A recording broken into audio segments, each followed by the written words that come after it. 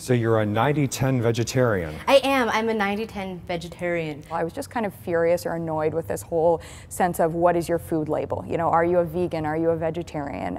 Because I was also finding that in my practice, I was seeing a lot of vegetarians who don't eat vegetables. You notice in society, there's this essence of taboo that you can't say anything, otherwise you become offensive. There's this big epidemic of apologies that have been happening over the past year.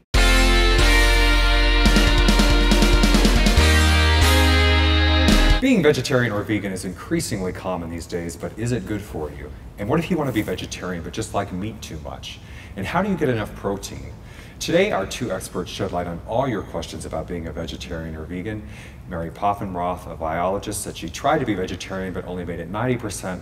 And later, Ashley Koff, a registered dietitian, helps you avoid nutritional deficiencies if you're vegan or vegetarian. And then Robert Newkirk Jr. is helping kids and adults find their diamond of life. But first up, Mary Poffenroth, great to have you here today, Mary. Great, thank you so much for having me. So you're a 90-10 vegetarian. I am. I'm a 90-10 vegetarian, and that's kind of more like an average. You know, some days I'm 100% vegetarian.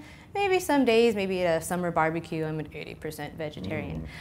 So definitely trying to range there. A lot of flexibility, you know. So you said you tried to be 100% vegetarian, but it just wasn't working for you. Exactly. You know, as a conservation biologist, I knew the impacts that meat has on our planet, with the increase in methane gas and the really huge amount of water that's spent on things like beef and other livestock products. You know, it's really, really important to try to get as close to as 100% vegetarian as possible. The couple of times that I tried to go completely cold turkey, no pun intended, it didn't work. I like cold turkey. I know, on a sandwich from the deli. You know, it worked for a couple of weeks, but you know, I would either, let's say, end up at a family function where, you know, my classic American family is very meat-centered. Meat and potato kind of thing. Or I would travel, or just meat, a little side of garnished potato. I travel a lot as a field biologist. You know, I might be in somewhere rural that a vegetarian option means that it's French fries and maybe an iceberg salad. You know, so it's, you know, it was kind of rough. I could go vegetarian with French fries. Yeah, but that brings me to the other point. That, you know, really the first time I tried to go vegetarian, I actually ended up putting on 10 pounds because things like fettuccine alfredo and ice cream and French fries are all technically vegetarian options, but you know, they're going to be fat laden, they're going to be high in salt, high in saturated fat. So really finding that delicate balance of being good for you and having good nutrition, but also trying to limit the amount of meat in your diet. So what do you do then now that you're 90-10? You know, when I am trying to make my decisions throughout the day, I try to always keep in mind to be a vegetarian 90% of the time, I want to make most of my choices non-meat items. Such as? Well, such as, actually I brought a couple of my favorite complete protein items here.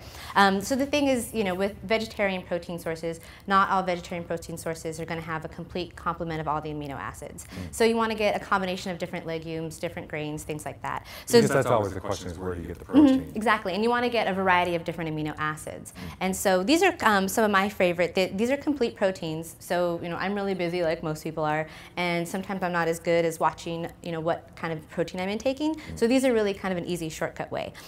These are sprouted grain pasta, and there's also cereals. These two are from a company called Ezekiel, and you can buy them at Whole Foods, you can find them at Trader Joe's. Yeah, it's about the grains, you know, so it has spelt, it has, you know, barley, it has all these different grains, and these together are both complete proteins and completely vegetarian and actually vegan choices. Another really good one, and it's not vegan, but it's vegetarian, is Greek yogurt. Greek yogurt is my go-to protein source. It has a huge amount of protein. This one, you know, you can get it plain, which is the best kind. It's also, you can get it low-fat or non-fat like this. And for a container like this, 24 grams of protein. In just this one little Greek container. Yogurt. I don't think I've heard of that before. It's empty. They wouldn't. See, I hate it when they fool me and they bring empty. I know, see what it looks like. Yeah, it this just is what it looks looks like. Yeah. It looks like plain yogurt. They wouldn't let me bring the yogurt on the plane. Must be really low calorie. Yeah, it's very low calorie. Yeah. So you know, but it also liquid. looks like an explosive, so okay, it's not good to travel. Yeah. So unfortunately, I couldn't bring the actual yogurt, but you can get the actual real yogurt at the grocery store. And now it comes. The best kind is to get plain, because then you're not going to have a lot of preservatives, and you're not going to have any kind of high fructose corn syrup or any kind of sugars. And what I do, since it's plain and it's a little bland, a little bitter, I put stevia to, you know, you can get these little packets. You can also get a shaker, and I put those into the Greek yogurt with a little vanilla, and it's perfect for breakfast, lunch, or like a snack. Sweet leaf sweetener. So this is not. Yeah, stevia is a natural sweetener. It doesn't have any. It has a very, very low glycemic reaction, so you're not going to have that sugar spike. It's actually sweeter than sugar, but it has 0 calories, and it's completely natural. It comes from a leaf, and so there's, you know, like, no one wants so sugar. This could fix my sugar fix right here. This could be my sugar fix. Yeah, it's, you know, it definitely gives you the sweetness, but, you know, not with that big kind of spike in your blood But glucose. it's not NutraSweet, and it's not. Nope, it's not. Yeah, it's completely natural. It's from a leaf, and so there's no artificial ingredients whatsoever. I don't think I've ever. Oh. Yeah, and you can find this everywhere. You know, I've seen it at Safeway. I've seen it at, you know, Whole Foods, and lots of places carry it now. This is just one particular brand, but they'll have other brands. And you said it tastes better than sugar. I think it tastes better than sugar, but, you know, some people might disagree. But, you know, I think that also the health factor, too. I also want to check out the cereal here. So this is almond, so it's got a lot of nuts. Yeah, so yeah, just pop it open, and I pre-opened it for you. Empty. Yeah, they let me have that one on the plane. My goal is to eat, you know, at least. Yeah, and that one's going to be, you know, not have a lot of sugar in it. So you can also put the stevia on that one as well to kind of, you know, give it a little more sweet flavor. It is going to be really crunchy. For, you know, something that's fairly plain. It actually doesn't have a, I'm trying to think what it reminds me of. It has more of like a cracker kind of taste almost. And then, you know, if you want to have it as a cereal, just putting it with milk, you know, kind of, you know, softens it up. You can also couple it with the yogurt, kind of make a little parfait. And so does that spaghetti taste a lot different? It's going to taste like a whole wheat spaghetti, and, you know, but anytime you put sauce on top of it, have a nice organic tomato sauce, it's going to taste just like any whole wheat spaghetti. But this is going to be a lot better for you. This is also, you know, 100% organic. It's going to have a complete amino acid complement, and it's going to be really high in fiber. So, you know, these are my go-to healthy options when I'm able to be at home and cook. Well, you were telling me earlier, and even earlier in the segment, about why, as a biologist, you like the idea of being vegetarian, or why it's good for the environment. For instance, methane from livestock and. Yeah, so livestock, they're ruminant animals, and during their natural digestive process, they release a lot of methane. And, you know, there's been different kind of estimates, but around 130 million tons of methane is kind of a good estimate per year from livestock. And methane's actually a stronger greenhouse gas than CO2. Right, so people are always talking about CO2. Yep, so we're constantly talking about CO2, but methane's a huge, huge problem as well, and it's a stronger greenhouse gas than CO2. So if you were just to change your diet and limit the amount of meat you eat, in fact, I've seen some published estimates that if you cut meat out of your diet just 1 day a week, it would be like decreasing your driving by 1,000 miles a year. And so it's, you know, it's really, really a big impact that a lot of people don't talk about, that it's so easy to do. Not everyone can go out and buy a hybrid. Not everyone can live right across the street from work. But I say it, but even these days. I know, but still not a Toyota, right? No, there's other hybrids than Toyotas, but you know, everyone has choices on the food that they eat, and this is a choice that we can make today, right now. And if you're not ready quite to, you know, go to that 100%, then trying to make most of your choices vegetarian, yeah, it's going to have a huge impact. And so also, you know, kind of it lets you kind of have that wiggle room, so that if you have that craving and you give into it, you don't feel bad for it. You don't guilt yourself into, you know, beating yourself up and saying, look, I messed it all up. Now I'm not a vegetarian anymore, and I'm a sham. So it's, you know, it's going to give you that kind of leeway. And, you know, if there's special dinners, you know, if it's a holiday, or, you know, that's always the hard part for me. Just having gone through Thanksgiving and Christmas, you know, I had just gotten down to where I wanted to be, and then I went home and put on like 20 pounds, and so now I'm still trying to take it off, and, you know. So yeah, what about those special dinners? Yeah, you know, and it's giving you that wiggle room. I wiggle too much. Yeah. No, you got a little too much jiggle with your wiggle. Yeah.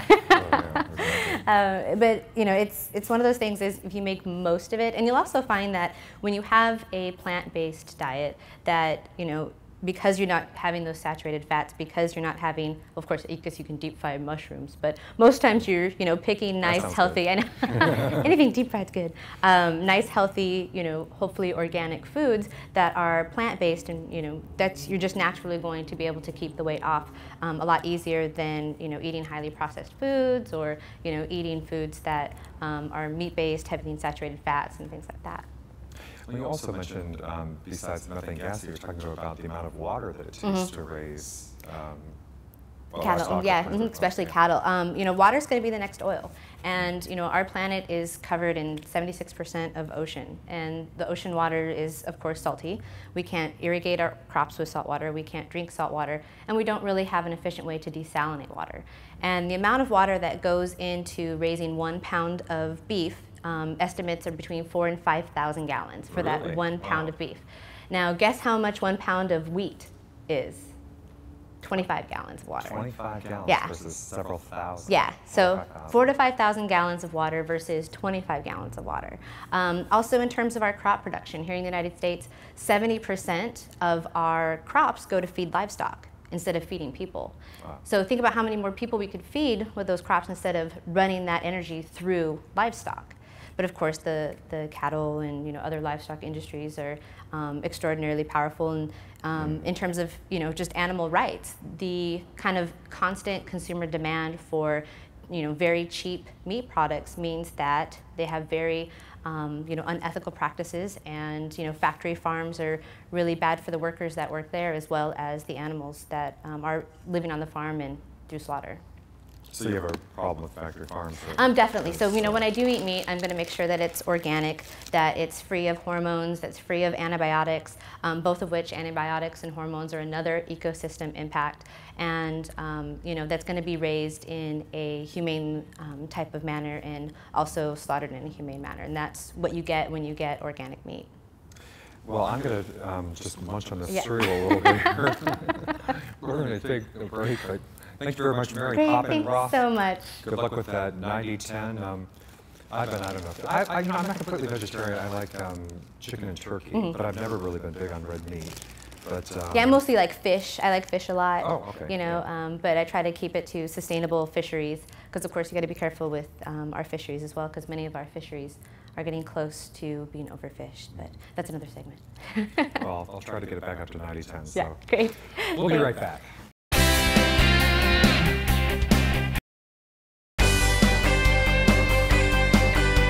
And we are back. Joining me now is Ashley Koff, a registered dietitian. Great to have you here today, Ashley. Nice to meet you. Thank you. And I actually kind of like the taste of this too. Great. I was munching on it during the break, but I'm a little bit dry. Yeah, and sometimes actually we'll take that and crumble it on top of the organic Greek yogurt. So it's a nice, you can kind of do a little crunch to the otherwise smooth texture of the yogurt. And you said they actually have a new label now because they're organic. They've actually gone exactly, organic, so, exactly. Which is it's extremely important. Yeah, I don't actually consume very much dairy, so but I use it with patients all the time who are looking for that balance, because a lot of the yogurts that are out there, because again, milk we've thought is a protein, but we forget that milk is a carbohydrate. So one of the issues that vegetarians have so often is that a lot of their proteins are actually coming from carbohydrate sources. So I will have people come in who have issues with blood sugar imbalance or weight issues because they've gone vegan or vegetarian and they're over consuming in the carbohydrates. So it's good to find those ones that are a better balance of the carbohydrate and protein. Because you say you're not vegan or vegetarian, you're what you call a qualitarian? So maybe about 5 or 6 years, I've been everything. So I was a vegan for a number of years, I've been a vegetarian for a long time. Been there, done that. I was pescatarian, I tried macrobiotics for a number of years. I've always oriented more towards the vegetarian side, but one of the things that I encountered was, first of all, I was just kind of furious or annoyed with this whole sense of what is your food label? Are you a vegan? Are you a vegetarian? Because I was also finding that in my practice, I was seeing a lot of vegetarians who don't eat vegetables. Well, because there is almost a political or even like a moral overtone to it sometimes, absolutely. Which, and so people would say, well, what are you, right? Yeah. So I just left it all away, and I said, you know what, I have no label whatsoever. And then I sat and thought about it, and I said, if I had something that I really wanted to communicate, what do I think is the core basis of nutrition for optimal health? And that is really making the best quality choice that you can make in any eating environment. So for that matter, that would mean if you are a a vegan or a vegetarian, number one, choose organic more often for the reasons that Mary brought up, but also because our organic, our fruits and vegetables and our other organic ingredients, they're actually higher in things like antioxidants, which are really important for us, and they don't contain the chemicals. So if you are a vegan or a vegetarian and you're making all of these wonderful choices for yourself or for the environment, but you're not choosing organic, you're missing a piece there, right? Same thing is, I can be a vegan or a vegetarian and I can say to myself, gosh, I've got to get a lot of protein in. So right, because that's always, again, right. the same So instead of having protein. turkey or instead of having chicken, I'm going to have unturkey and unchicken and unshrimp, and they're all made from texturized vegetable protein or soy protein isolate or all these other things that are extremely processed. Well, at the end of the day, extremely processed food, whether it's animal-based or whether it's vegetarian-based, is not good for us. We want to be eating food in its whole form. So I don't know what the value of soy protein isolate is. That's not what they're eating in Japan. They're eating the edamame, the whole soybean. They're eating the tempeh, the fermented soy. You know, they're eating this kind of thing. So when we look at other places around the world and we say, oh gosh, that's a good food, let's go ahead and eat it, we have to look at the way that they're consuming it in the diet. So just because it's vegetarian doesn't mean it's better. Absolutely. So what, you know, the same point, I think Mary made excellent points in terms of if you're going to eat fish or you're going to eat meat, pay attention to your portion size, pay attention to where it's coming from. And then if you are going to be a vegetarian or vegan, you need to pay attention to your protein sources, your essential fatty acids. Your fats are very important because they're things that we need to make sure that we're including in the diet, and we want to include the better quality ones. Some protein choices that didn't come up in Mary's discussion I think are worth highlighting is certainly quinoa, or sometimes people will pronounce it quinoa. But it's a grain. It looks a lot like couscous. It's a tiny little grain. And it is actually, it's what we call an ancient grain, but it's got a lot of popularity today because it's actually also a complete protein. So it's one of those. The serving size is going to be about the size of our fist cooked, and that's going to be a complete protein, meaning it's going to offer a serving of carbohydrate and a serving of protein in that fist-size portion. Is it easy to find? It's super easy to find today. It used to be harder to find, but it's actually, I'm finding it in most of the grocery stores around. I'm even seeing things that are being made with quinoa, like quinoa cakes in the prepared food section. You know, instead of a pancake, they're making a quinoa cake and they're using the whole grain. Now remember, when you turn something that is a whole grain into a flour, some of the nutritional benefits may be lost. So I'm actually not going to turn someone to pasta as often as I would say to them, go ahead and eat the whole grain. So eat the whole wheat berries, eat the whole barley, eat the whole, you know, or eat the quinoa, that kind of thing. Because then you're getting all the ingredients as it's intended in nature, and that's a great option. So that's a little bit like a raw kind of thing almost. Not necessarily raw. They're actually wonderful for you cooked. It's just whole. You know, it's whole foods, not the grocery store, but the type of food. You know, it's just the way that it's found in nature. So there's that piece. There's also one. I'm sorry, you were talking about the, was it quinoa again? Quinoa, Does it taste good? That's what it comes down to. Yes, so there is a range, and I'm always careful to say to people, gosh, it tastes good, because I have my own taste buds. I happen to love kale, and many people will say, I don't love the taste of it. But the thing about quinoa is that you can make it taste wonderful. So you can use a number of different types of fat. So I might use walnut oil, which is going to give me my omega-3 fatty acids. I might put, walnut oil is good. Sure, I might put cinnamon on there. I might put the stevia on there. I might put berries and nuts and make this beautiful breakfast bowl. Or in the evening, I might take a piece of wild salmon, or I might just do a mix of stir fry and have that with my quinoa as well. So you can flavor it up. In and of itself, by itself, it might be a little bit bland, but it depends on your taste buds. I was going to say that I was right there with you when you were talking about that. I was actually getting kind of hungry. Yeah, with the breakfast bowl. It's one of my favorites on that part. So there's that opportunity. And then if we switch gears, a lot of times we're looking for protein choices that actually don't have any carbohydrates, so that we can make sure that we're balancing out our nutrients again, which is really important for optimal energy and health. One of my favorites actually are hemp seeds. So immediately people say to me, am I going to get high? No, unfortunately. Well, this is LA. That's right. We're talking, exactly. Anyway, we're talking about the protein. It's all medicinal. There, right, exactly. And this is actually extremely medicinal because it's preventative health. So what's wonderful about hemp seeds is they're actually a complete protein, and they're the only source in nature, in our food, of an essential fatty acid called gamma-linoleic acid. And that's wonderful for hair, skin, and nails. So for women, I'm always focusing on the gamma-linoleic acid. It's GLA is our fatty acid, but wonderful for men as well. And the great part about hemp seeds is I'll always tell my vegetarians, a nice option is you can just take it in a little baggie, or if you remember the old days when film used to come in a container, you could take it in a little film container or an Altoids case. Take your hemp seeds, and then if there isn't a vegetarian source of protein available that's high quality, you have your hemp seeds. Toss it on a salad, toss it on a grain, toss it on berries, and then there you go. You have a complete protein, a healthy fat, and you can add it to vegetables or carbohydrates for a nutrient occasion. Does that taste good? Yeah, they kind of pop in your mouth a little bit, so I love them. I think they're very fun. None of these are strong flavors, so the nice part about it is, and that's the other part, which is you can use your spices, your fruits, your vegetables, these other things to really pull up the flavor there. Yeah. Well, this has a little more subdued taste, but it's still good. I like it. Right, absolutely. It's not that it always has to be so sweet. Right, and it depends on, and you actually raise an excellent point, and one of the things that we have to focus on is that as a culture, as we've moved more in the direction of all of these artificial sweeteners, we've gone to places of thousands and thousands times sweeter than what's found in nature. So a lot of times people will say to me, gosh, I just can't, nothing satisfies my sweet craving the way that a diet soda does. And that's because the diet soda is 10,000 times sweeter than a piece of fruit. Wow. So we have to remember that. Is that true? Yeah, absolutely. So there's a sweetener on the market today that is actually 11,000 times sweeter than just your plain sugar or your piece of fruit. It's not sweet leaf. It's not, it's right, it's not stevia, exactly. So that is an option. We can certainly sweeten things up, but we also sort of want to pull back and say, hey, to what degree am I meant to have things really sweet? Because we want to experience the whole array of sweet. So we want to go with bitter, we want to go with savory, we want to go with sour, and really blend these things in so it doesn't always have to come back to that sweet. Absolutely. Well, in our final minute, sure. But so you do see a lot of vegetarians or vegans though with some sort of deficiency somewhere along the way? Because I don't know if they're necessarily coming in with set deficiencies. Remember, somebody seeking me out, they may be coming in because they have digestive issues or weight issues, but I do actually see a lot of vegetarians and vegans coming in for preventative health, just saying, I want to make sure that I'm doing this right, or, I want to have a child in the next year, and can I be healthy? Absolutely. I've had several vegans who have had beautiful, healthy children, and there's no issue with nutrient deficiencies there. But you have to be aware of what's in your food. You have to get a variety. You have to eat those whole foods. Sometimes we have to supplement. There are a couple of nutrients in there, vitamin D, B12, some of our omega-3 fatty acids, that if we're not getting them in our food, we may need to add a dietary supplement there as well. Well, thank you very much. Thanks for having me. It was great. Absolutely. Wonderful. Thank you very much. Up next, Robert Newkirk Jr. We'll be right back.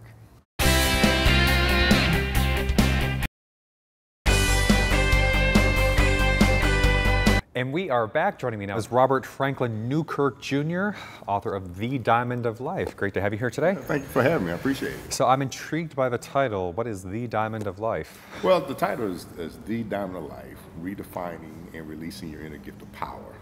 And the platform that we're looking to put together is a place where people can come together and talk about issues that society has put on them that keeps them separate, either separation, or allows to conform, or puts complacency in place. I think last night the Oscars kind of put together, there were two profound statements that were made that I noticed. First was Monique, who won the Best Supporting Actress for her role in Precious.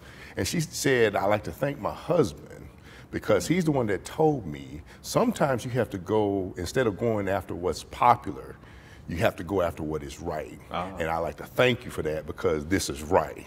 The other one was Sandra Bullock. Who won Best Actress, of course.